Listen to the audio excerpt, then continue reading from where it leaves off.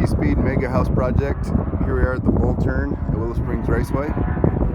They're doing supercar practice today. Here's our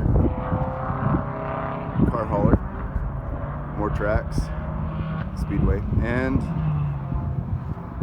the prototype MegaFactory.